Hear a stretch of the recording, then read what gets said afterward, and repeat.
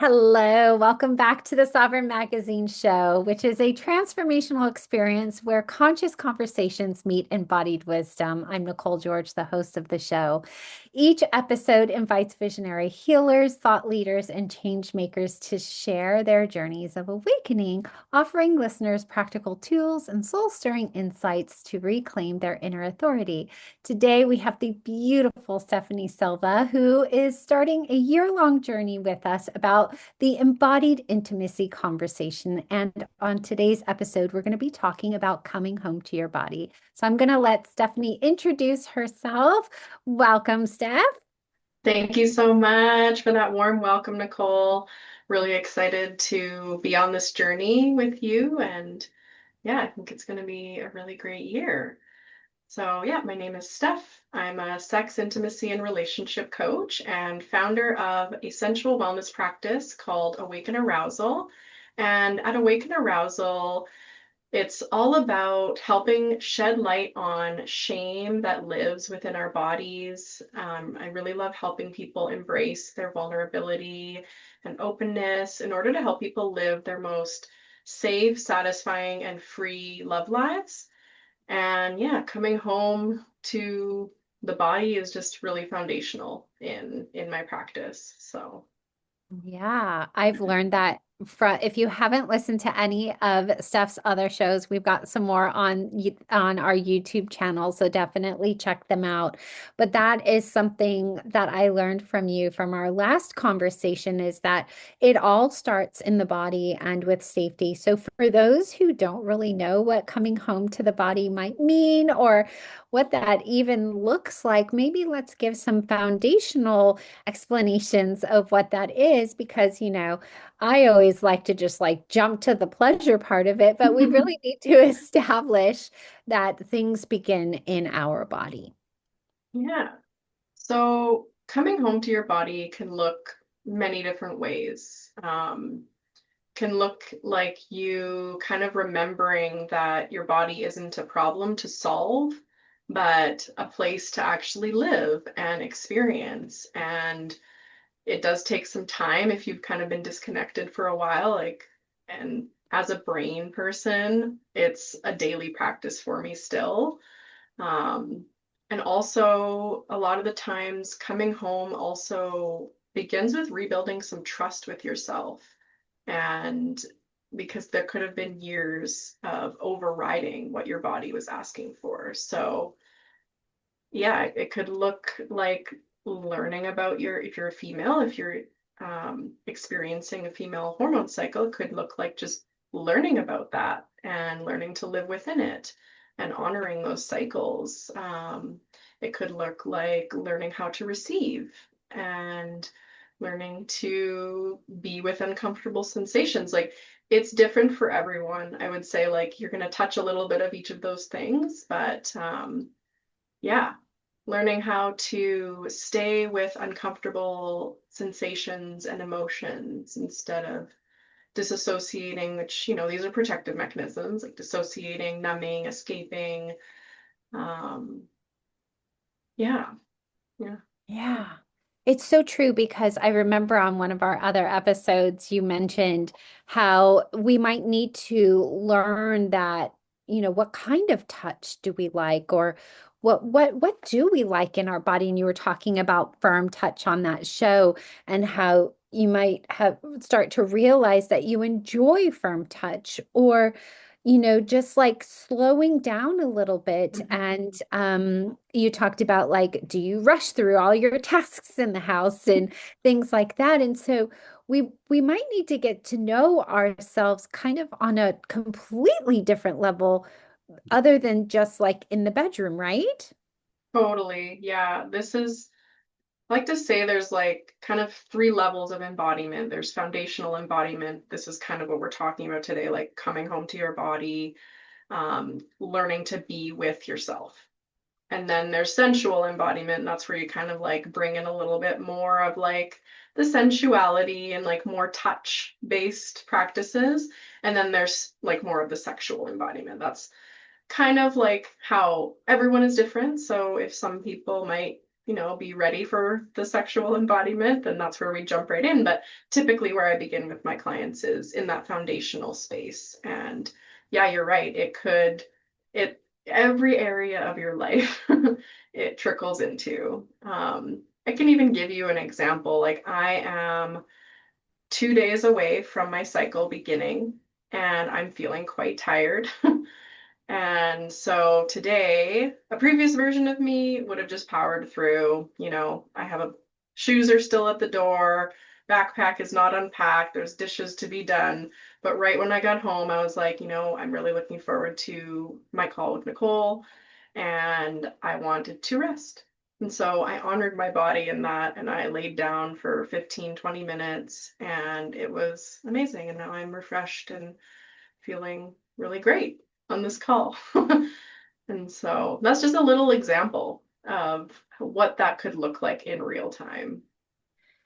Yeah, and so often we don't give ourselves that permission at all. And I will say that I'm about 5 years into my journey.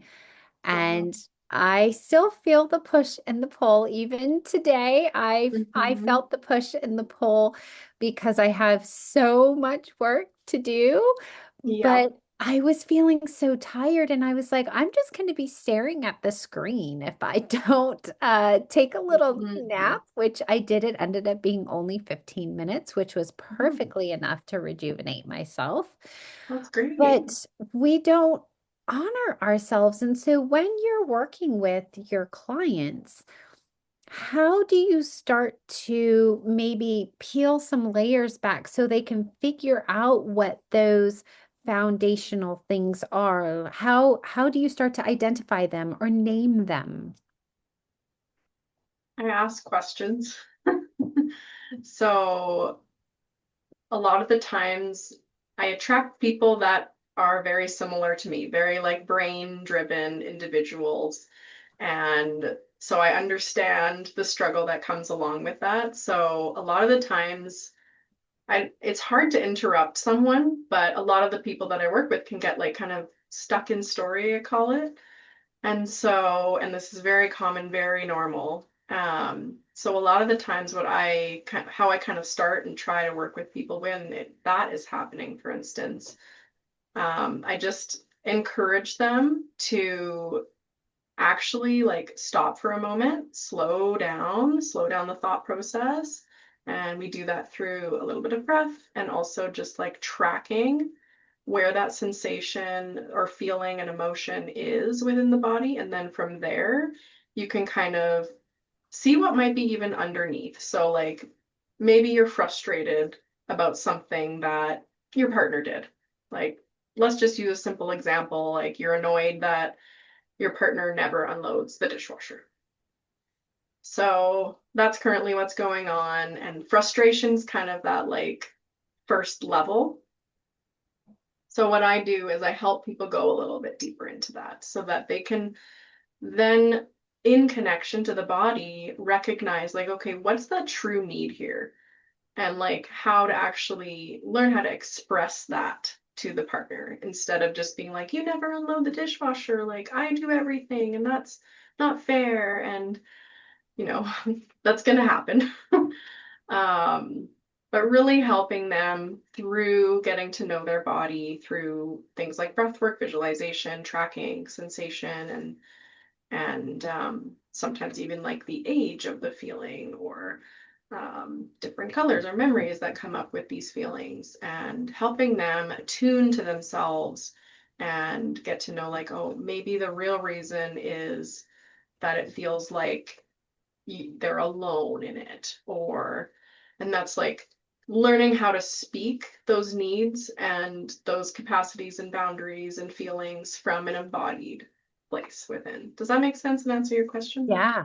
Yeah. No, 100%. Like I was thinking, I was thinking about when you were trying to come up with the unload the dishwasher. I don't have that issue Yeah. because my husband's great at unloading the dishwasher, right? Oh, nice. But I thought of a different example and I was like, huh.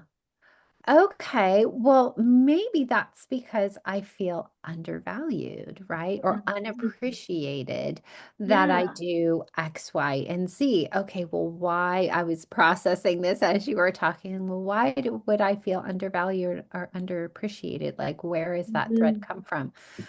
Oh, definitely from childhood. No matter how hard I tried, it never seemed like it Yeah. was enough, right? Yeah. And so I can see where that thread can go and find that in my body. And then I tried to attach it to a feeling.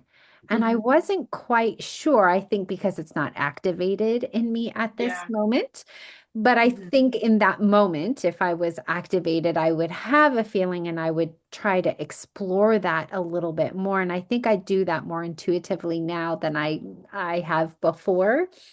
Yeah. And so, I'm just wondering, you've mentioned maybe breath work or visualization. Is there like a short breath work technique that you recommend when somebody is maybe feeling triggered or more curious about a feeling in their body? Yeah. So I wouldn't say that in this instance we're gonna like, because let me try and explain this. So this isn't the type of breath that's like you want to like calm your body down, because then that's actually going to pull you away from that present emotion. Okay. So it's really just about like dropping into like, we're breathing all the time, but it's more about being conscious of your breath. So then you Mm. can feel into your body. That's one of the quickest ways that majority of people are able to drop in. So I would say put some hands on your body wherever that it like feels good to you. I always like my heart because that's where so many of my personal emotions are living, and I feel so much in my heart and my belly.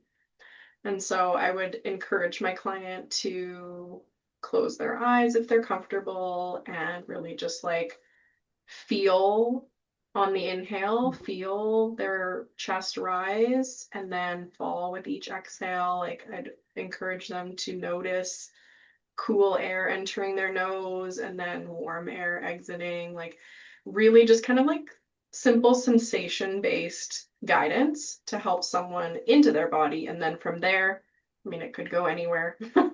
I would be kind of helping them track and attune to their own body with various different questions like, okay, where is this feeling living? Is it concentrated in one particular area of your body, or is it moving around your limbs and your veins and your fascia?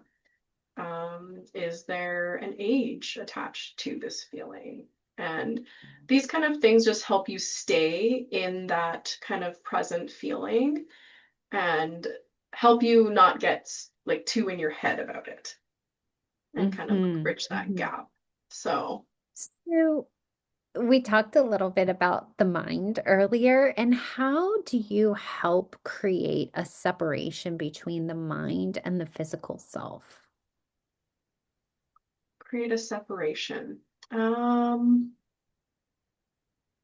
Maybe separation isn't the right word. Create a conscious awareness around the difference between the two, because mm, obviously they're very, very connected. yes. But how do we recognize when we're more in our head versus more in our body? Mm, I would say, well, one, we don't want to fully eliminate the brain because everything has a purpose. It's more about like helping you kind of bridge that gap. And I would say, like, when you can really trying to think of how it feels like within my own self. So if I can, I find that if I'm ruminating about something, it's when that rumination kind of halts and I can more witness that thought instead of having it like a racing sort of, it's almost like a Mhm. visual for me, like when I'm doing that, like kind of thought racing and ruminating and overthinking.